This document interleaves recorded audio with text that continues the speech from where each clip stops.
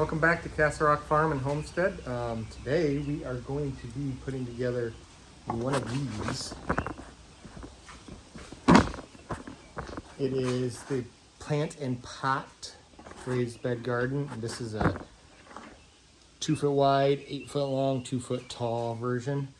Got this one put together. Got a second one we're going to put together. Together. We're going to assemble it together. How's that? There's the old box right there. Here's the one we're going to be working on. Came out pretty good. It only took about a half hour to get that first one put together. I think this one should go a little bit faster. I did use a drill. You don't have to. It all would go together pretty easily by hand. Don't need any tools besides the ones they send with it. Pretty heavy duty. Pretty happy with it. Probably weighs 30-ish pounds. Little big to be picking up and just moving where I want. So when I'm done, I'll put the forks on the tractor and move it to where I want it.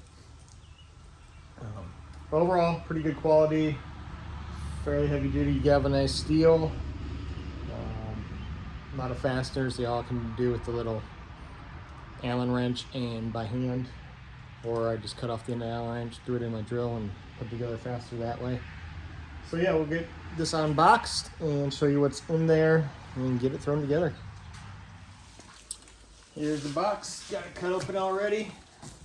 All packaged in here pretty well. This stuff. Got your instructions. Nice, easy to read instructions there. Shows you everything you need to do step by step. Got all your panels. You got your curved ends here. Got your flat ones at the bottom. They throw in some extra little plant markers with an actual marker, which is kind of cool. Got your cross braces. You just got to take that blue film off. Some rubber for around the top, so protect yourself from the sharp edges. Here's something I thought was pretty cool. You got your screws. Give you this little tray. Show you this a little bit better.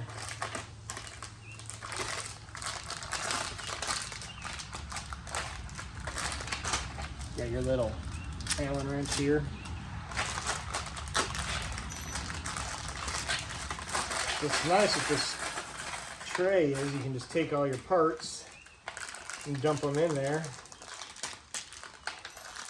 and they don't go rolling away on you. They do throw a few extra ones in there too, in case you strip one out or something. You lose a couple, whatever. If you have a few extras. So that's what's in the box. You can see here the flat pieces for the sides. There's 3 each of the ends, so 6 total ends, and then you have 12 total side panels for this 8 foot one. I'm sure the smaller ones just have different amount of side panels. So if you didn't like your 8 foot, you could leave a couple of the panels out and have a smaller piece. But yeah, pretty easy here. I'm not going to show the entire assembly process because once you do 1 or 2, you kind of get it figured out. Start with your ends. You can see it's got these little, these little tabs here. They just go through your holes. I like to lock one of these down while I'm doing it, just to kind of keep the holes lined up. And then when you're done, I just go around and fold all these little tabs down all the way around the piece as well, just to hold stuff together. You got your screw and your inside piece. You put the screw head on the outside so stuff's not sticking out. Try to get this where you can see. So you got your screw on the outside, you got the little hand nut on the inside. Like I said, you could just do this by hand if you really wanted to. Got the Allen key to go in these ends. I can hold it with my finger. Crank down on that inside one. And let me grab my drill and show you what I did.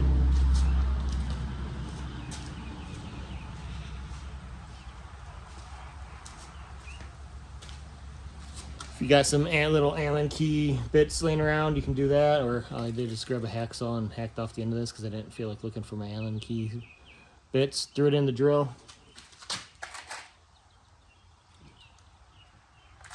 So you can just take your screw on that end, stick it through.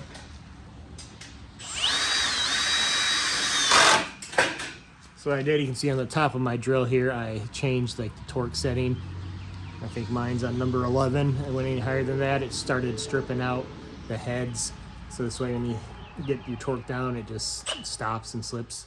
So that way you're not stripping out heads.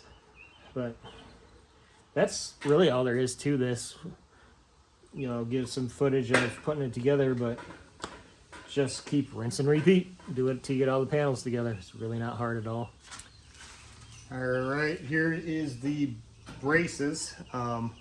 So in the instructions, it tells you to go around counterclockwise and put the panels in that way. I kind of did what I wanted on the first one, and it worked out just fine. I mean, the pieces are small enough and light enough, you can kind of do what you want. By the end, anyway, you kind of have to finagle them a little bit to get them to all lock in. So you can see the braces come with this blue plastic protector stuff on there. Just peel that off, throw it away.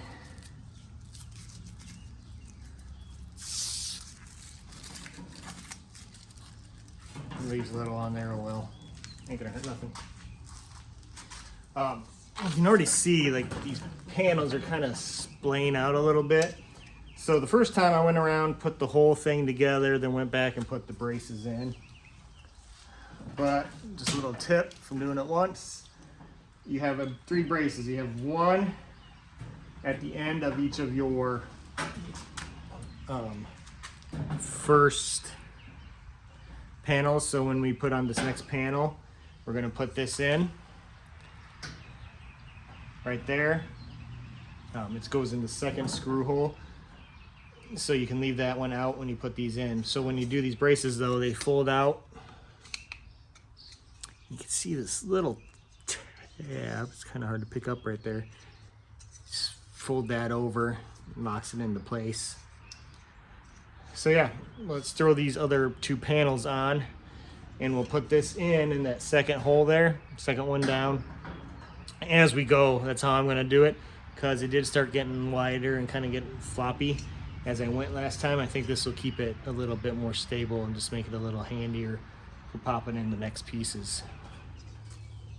Try to get you a view going down the valley here. So we pop those next 2 pieces on, went ahead and folded down all the little tabs, put 3 of the 4 screws in on each side.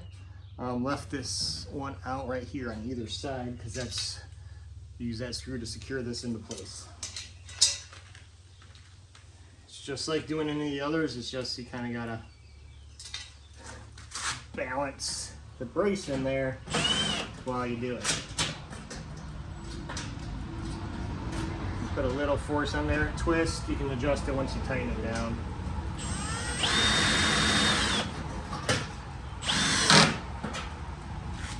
Repeat on the other side.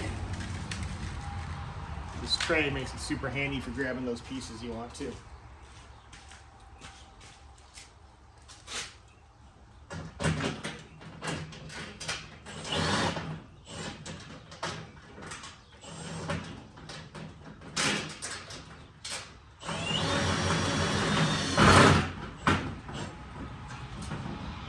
That's all there is to do in the braces.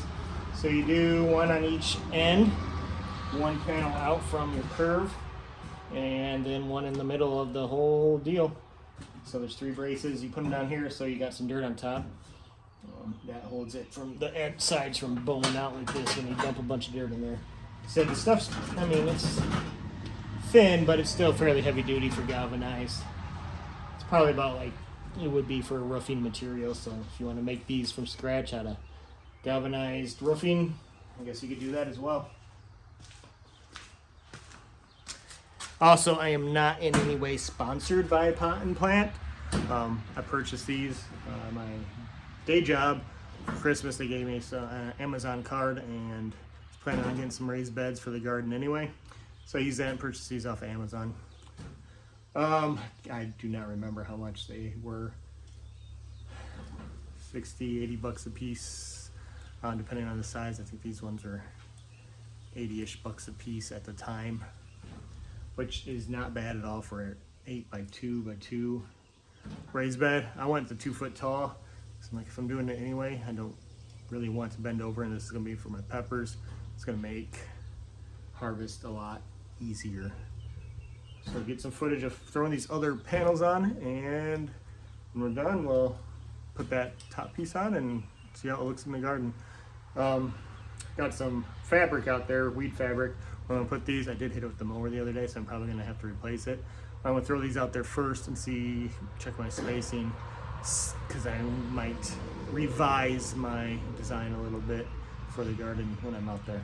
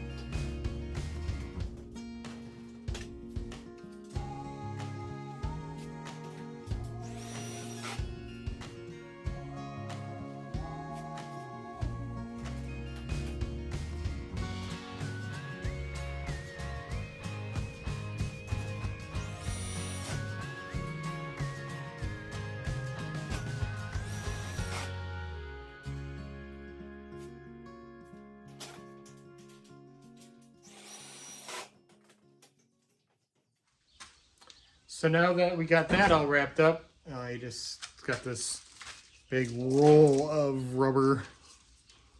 I don't know what you call it, but it goes around the top. Let's find a spot to start it.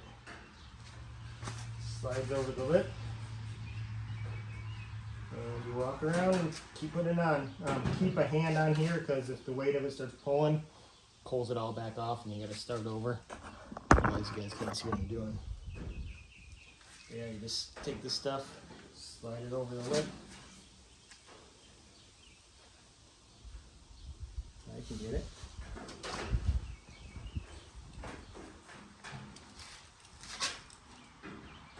And just walk around and slide around there.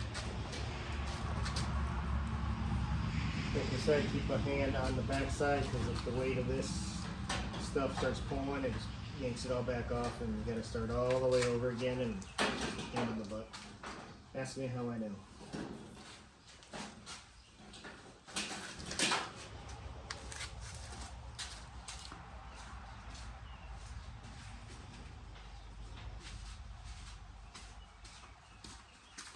Get a little bit extra at the end. Just line it up with where you started. Take some scissors. Cut it off, push it on down. That's it, they're assembled. Probably gonna end this video here. We have them placed in another gardening video. When I get that all wrapped up, you'll see what they look like. I got a couple old feed troughs, galvanized feed troughs. That's kind of where I got the inspiration from to use these. I got a couple old feed troughs too that I'm gonna have out there. These are probably gonna have peppers. Got a smaller feed trough that's gonna have some peppers. Got a really big, like 8 foot by 2 foot by 3 foot. Old galvanized feed trough. I think I'm going to throw use that for my carrots. That way I can get a nice mix of soil and a little bit of sand in there. Hopefully the carrots will grow there well. Grown them in the ground with some success the past couple years, but the ground just gets hard and kind of they get all a little bit crooked and kind of you got to dig them out. You can't just pull them out. So we'll see how that goes as well. But that wraps this up. Thanks for joining me here on Castle Rock Farm and Homestead. If you would please like and subscribe, share these videos, share with people that enjoy this homesteading type content. A little bit of everything, a little bit of mechanic stuff, a lot of homestead hack jobs. Just trying to share my journey with everybody, keep track of it for myself and my family, see how we grow over the years. So if you could help this channel grow, greatly appreciate it. Get it where maybe you can help out the homestead as well. Thank you. All right, a little update on the planters here. Got them in the garden, ignore the rocks that I dug out of the dirt. So some issues we ran into. You can see it's not perfectly straight. It's probably 1,500 pounds of dirt in here at least. You can see it's kind of bowed a little bit. Not so bad on this side.